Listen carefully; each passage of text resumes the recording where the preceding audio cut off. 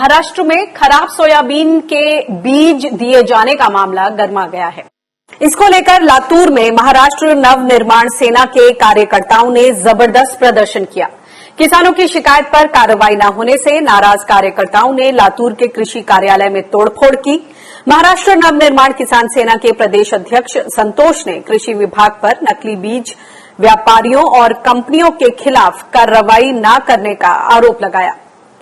उन्होंने जल्द कदम न उठाए जाने पर उग्र आंदोलन की चेतावनी दी है।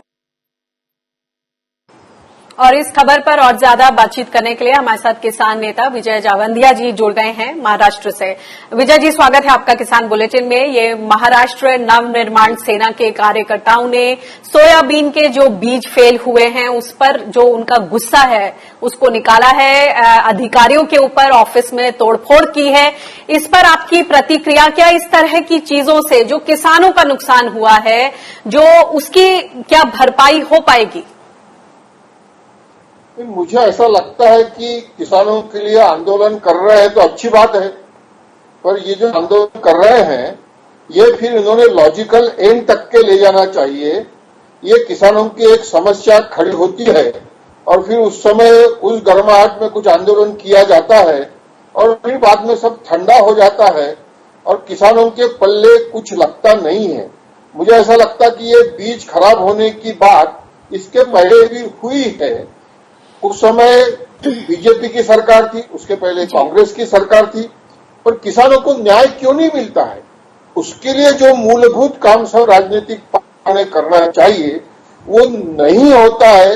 यह हमारे जैसे सामान्य कार्यकर्ताओं का दुख है और उसके कारण होता क्या है, मैं बहुत स्पष्ट रूप से कहता हूं कि हमारे जैसे कार्यकर्ताओं की भी इज्जत किसानों में नहीं रहती है और किसान ये समझने लगता है कि सब कोई अपने स्वार्थ के लिए हमें इस्तेमाल करता है और फिर बेचारा वो किसके साथ में जाता भी नहीं। अगर अब ये आंदोलन है तो ये आंदोलन पूरे महाराष्ट्र में क्यों नहीं, मुझे इसका जवाब नहीं मिल पाता है। यह आंदोलन उसके बाद में क्या क्या करना चाहिए उसके लिए काम क्यों नहीं करता है, मुझे मालूम नहीं है। आज बीज नहीं निकला है, सब लोगों की तरफ नाराजगी है। सर, इसी चीज को लेकर अभी पिछले दिनों एक बैठक भी हुई जिसमें कृषि कार्यालय की तरफ से, कृषि डिपार्टमेंट की तरफ से अधिकारी थे और जो किसान नेता हैं, किसान संगठन है, उनका पक्ष सामने रखने के लिए वो नुमाइंदे भी उस बैठक में थे। उसमें बातचीत हुई कॉम्पनसेशन को लेकर, क्रिमिनल एक्शन को लेकर, नकली बीज क्यों हैं, जो ये कंपनियां हैं उनके खिलाफ स्ट्रिक्ट मॉनिटरिंग हो। लेकिन जो ग्राउंड से जिस तरह की खबरें आ रही हैं, जो हम लोगों ने बातचीत की, वहां पता चल रहा है कि शिकायतें तो 50,000 के ऊपर थी, एफआईआर भी दर्ज हुई, लेकिन अब तक इतने दिन बीत गए हैं, इस पर कोई खास बात आगे नहीं बढ़ी है। क्या कहेंगे आप? नहीं, देखिए इसके साथ में क्या आ रही है, कंपनियों की तरफ से बात क्या आ रही है। वो कह रहे हैं कि हमने बीज दिया, पर बीज का इस्तेमाल कैसे हुआ यह हमारे हाथ में नहीं है। किसानों ने बीज बोया, उस समय जमीन में नमी ज्यादा नहीं थी, उसके बाद में बहुत दूर से पानी आ गया तो उसमें वो दब गया, या किसानों ने ज्यादा गहरा बीज बो दिया, ट्रैक्टर से बोया तो गहरा हो गया। ये सब चीजें जो है ना, इसका एडवांटेज बीज कंपनियां लेते रहती है और ये वास्तविकता है, क्योंकि नेचर तो कोई किसान के हाथ में नहीं है। मेरा ये मानना है कि ये बीज कंपनियों को जो लिबर्टी दी गई है सरकार के द्वारा, उस पर सही चोट होनी चाहिए। ट्रूथफुल लेवल पर पीले पट्टी पे लगाकर कंपनियों की जिम्मेदारी पर बेचने की परमिशन क्यों दी जाती है? पहले तो सर्टिफाइड सीड होता था, जिसका सीड प्लॉट कंपनी वालों को सरकार के कृषि विभाग में दर्ज करना पड़ता था कि इन किसानों के खेत में हमने सर्टिफाइड सीड का प्रोडक्शन लिया है। वहां पे कृषि विभाग के अधिकारी जाते थे, वो उसको जज करते थे। वहां गलत अगर कोई जहर निकला तो उसको उखाड़ को फेंकने को कहते थे, या बहुत ही ज्यादा खराब वो खेत है तो वो रिजेक्ट कर देते थे। फिर वो सर्टिफिकेशन के लिए आता था, फिर ग्रेडिंग होता था, फिर जर्मिनेशन होता था और फिर ब्लू टैग नीली पट्टी लगाकर वो सर्टिफाइड सीड बेचा जाता था। ये कुछ भी नहीं हो रहा है अभी तो बीज कंपनियों को इतना स्वातंत्र दे दिया है कि आप बाजार में। आपको लगता है कि सरकार अपनी जिम्मेदारियों से कहीं ना कहीं दूर भाग रही है? बोलिए, क्या बोल रहा? आपका आवाज नहीं आया, बताइए।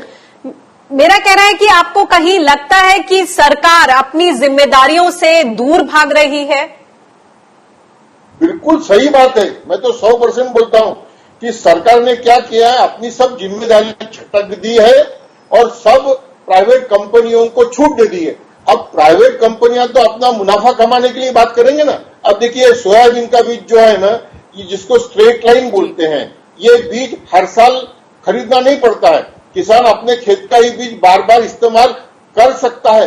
सरकार किसानों को एक्सटेंशन डिपार्टमेंट के माध्यम से ये क्यों नहीं एजुकेट करती कि आप आपके खेत का बीज रख सकते हो, आप आपके खेत में फसल जब खड़ी है तब उस खेत में घूमकर अच्छे अच्छे झाड़ों का चुनाव करके उतना ही काट के एक 20, 25, 30 किलो बीज अपना एक बार बनाओ, वो अच्छा सिलेक्टेड बीज होगा, उसको मल्टीप्लाई करो और फिर 3-4 साल तक के आप वो बीज इस्तेमाल कर सकते हो। ऐसा एक्सटेंशन करने की भी जरूरत है नए पीढ़ी को।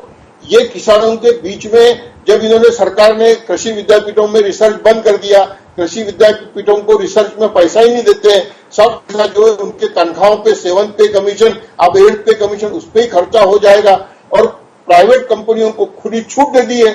अब प्राइवेट कंपनियां बैग में भरकर बेचती है और ऐसा बताती है कि हमारा फाउंडेशन सीड है, हमारे सीड से उत्पादन बढ़ेगा, तो बिल्कुल गलत है।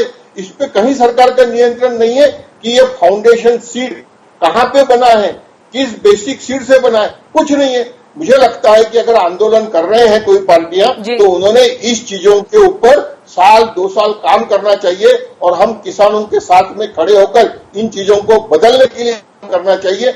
अगर ये ऐसा करेंगे तो ही किसानों को कुछ राहत मिलेगी, नहीं तो हर साल ये हो, जैसी बारिश आती है वैसी समस्या आएगी, आंदोलन होते हैं और किसानों को कुछ नहीं पड़ेगा और किसानों का नुकसान बढ़ते रहेगा। जी, बहुत बहुत शुक्रिया इस जानकारी के लिए, इस एनालिसिस के लिए और किसानों को जो आपने सुझाव दिए हैं उसके लिए बहुत बहुत धन्यवाद। नमस्कार।